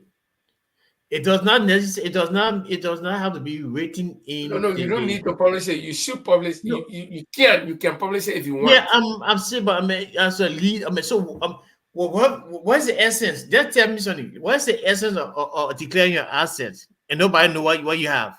Only LACC knows. Your law says it required for you to declare to LACC, so he did. Yeah. So what's the essence of it? What's the essence? For me, it's meaningless. If you can declare your assets, only you alone know. Only you and LACC know. The public do not know. So how? So what in that law? How can the public know your assets? Yeah, but who you blame? That's why it's supposed to hold your law because it's accountable to go and amend that part of the law. No. We don't. I mean, that's taken from that. I'll show. I mean, the crafters or the what do you call the progenitors of the law of that particular bill were certain that there's room in it that when you publish your assets, it can be published. I mean, if you declare your asset, it can be published. So I want to believe that there is something in there. What if me as a private citizen, wants to know, or Paul wants to know what is the total value or the worth of the president, how much he has. So we'll never know. It's just that you'll be at the mercy of the president to tell LACC publish my asset, or you'll be at the mercy of LACC. It's a complete travesty. It's a complete BS. Because there's no need of having that if nobody knows.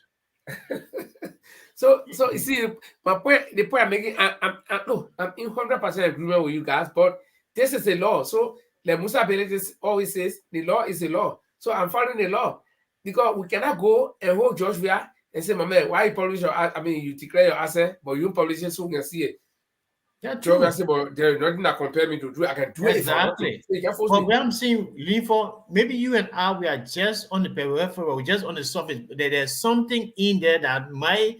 If we concerned as citizens want the president to see the assets of those, I mean the value of those assets, those assets that were declared, there's somewhere in our law that gave us the right to demand it. I think that's the part that so if there's something there, then why are we not demanding it? Because for me, but we do not know. We do not know. So I guess we need to make a research. Yeah, but I've not read anything like that there, so I don't know whether there's anything like that there. Because if there was something like that there, people will be demanding it now.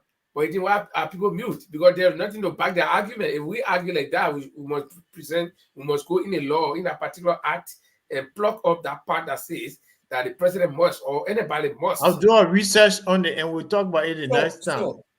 Okay, I hope you can find something, but I've not found anything there. You can invoke the Public Service Act that is there, freedom of, or it's called the Freedom Act. If you want to find out, you can find out. But there is a code of conduct. There is a code of conduct. In America, you can call and they can give you the information you want. Yeah, so the code of conduct, remember, I think it's code of conduct is Article 10.1 or 4. That all asset declarations shall be public. You can't just declare asset, nobody know. Then I cannot question you why you declaring assets. So are you saying that there's actually a law? Or our time is fast, we cannot check it now. It's our past. Let me just see. Check for, because listen now, Linford, while checking, the university student recently raised that argument. They brought that particular code of conduct. I'll say it is there. That's the code of conduct a public servant, before you take office, you got to declare your asset and make it public. So you declare asset, nobody know. What are you declaring it for? Then you need to declare anything. I mean, that part of the law, that's just common sense. I will tell the world I declare my assets. Then no man's going to see it. Then why you declare it? It's just like, I mean, I wrote a letter to you wrote a letter from to Linford, and Linford says, and Linford is blind or something that he can't read or he can't hear. I'll be the one that says, oh, Linford, the man wrote a letter. Linford he can't read, he can't see. He said, read a letter for me. He said, no, the man only wrote a letter. Why in the letter? I wrote it. So do that research. Do the research. I think what was wrong yesterday. What was wrong yesterday is wrong today. Wrong today. Yeah, simple. So this is where we are now. So what's the conclusion? It is wrong for the president to publish. I mean, to declare his asset without publishing it. Is that yes? That it's very wrong. It's all public. Let's see it. What's there? There's nothing hailing. They sing with all of them. Let's see what's there. So they let you know we all standing and waiting for this thing, but the Francis will receive it.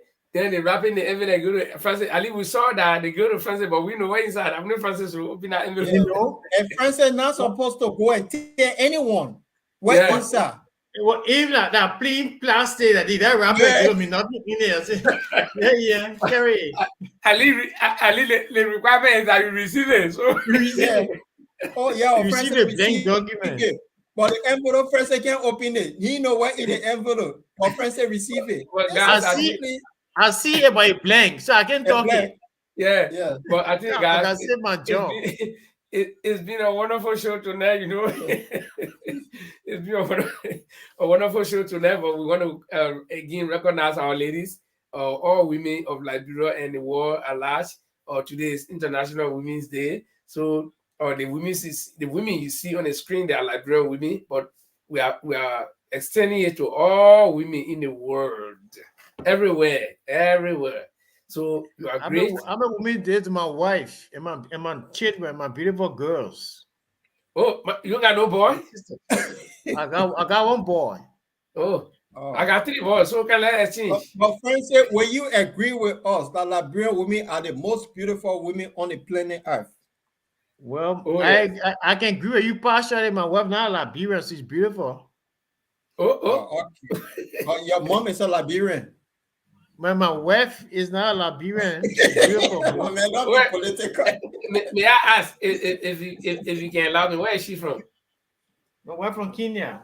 Oh, okay. So, well, Kenya women are also beautiful. You know, I like their very black and very black color, dark, really rare representation of African, you know, people. Dark. Not all of them do. And I've had a couple of African Kenyan friends. I don't know how you can describe beauty. Beauty is not a physical attraction. It's why no. The woman treats you. It's a whole package, man. Her brain. That thing is a whole package. They talk about beauty. Again, let me tell you something. That saying, there's a music. I don't know whether that Peter Tosh or who, but it says beauty lies on the eyes of the beholder. You know, you look at it, that you know. That's why Paul and myself can go to the shop, you see clothing shop, why Paul buy blue jacket, I can be buying black jacket.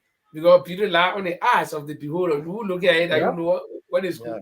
You know, so beauty is generally open word, but again, everybody else. Everyone on earth is beautiful in a particular way. You know, your height, your build up, your smiles, and everything is beautiful about people. And that's why the African writer series, the writer from Nigeria, one of the Nigerian writers, he said the beautiful ones are not yet born. Mm-hmm. Yeah, but the thing is, just to that charm this in my daughter, my children here, the children in school. That what they learn. I mean, in like Boko say the person ugly. My daughter, what? Nobody's ugly. No. They learn in school from kindergarten, from daycare.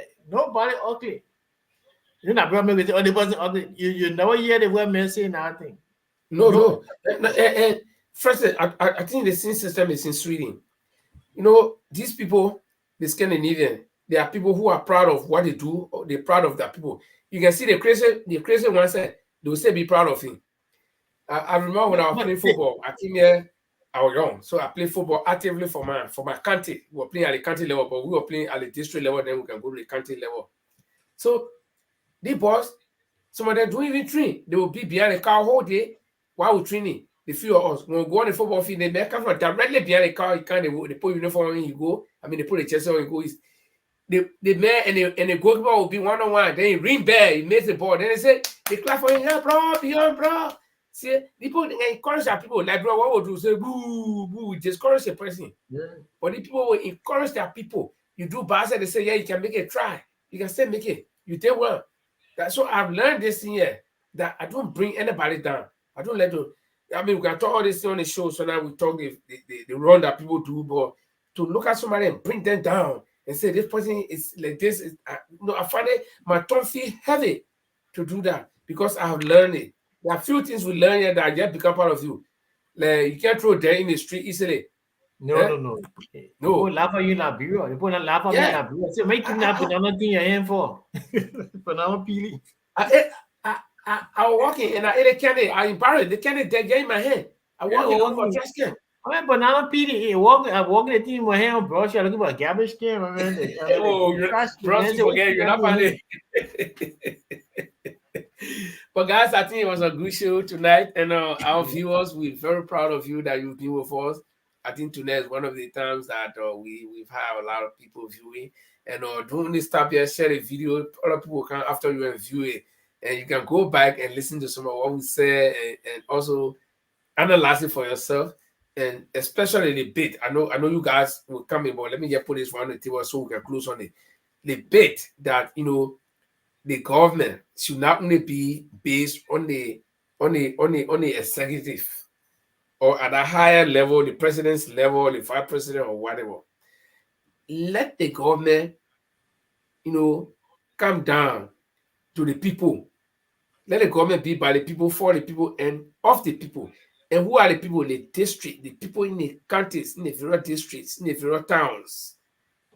Okay? So what we mean is that, and I want you guys to chime in on here, that the people should take responsibility of their daily activities because they are the ones that are feeling it. Francis, hate.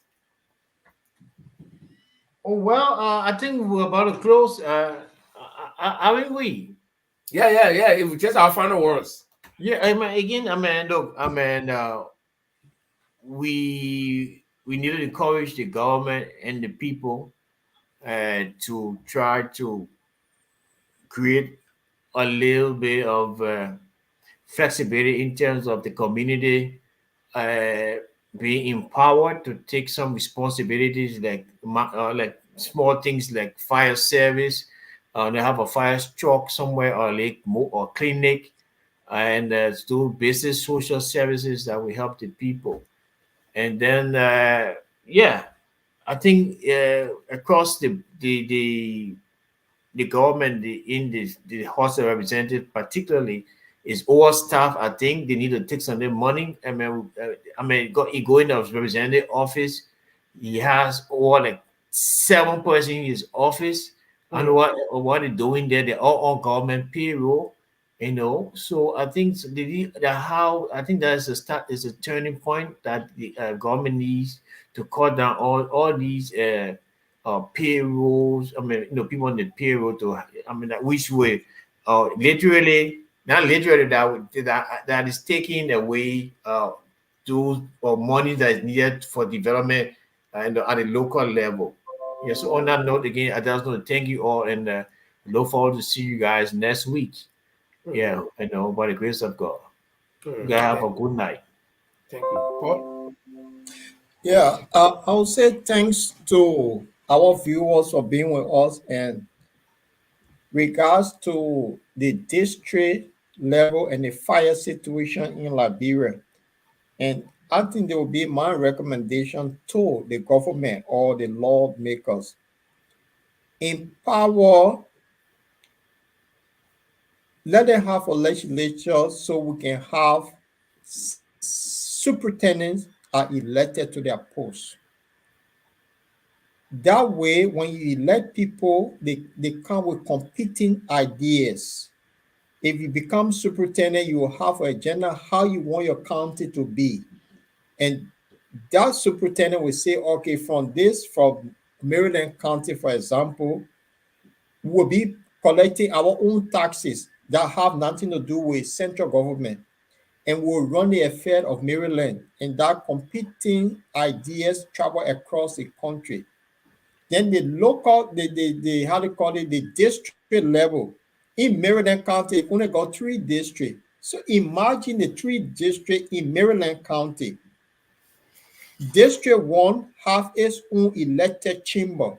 So all horses that in that territory of District 1, they pay their local taxes to District 1 in our county.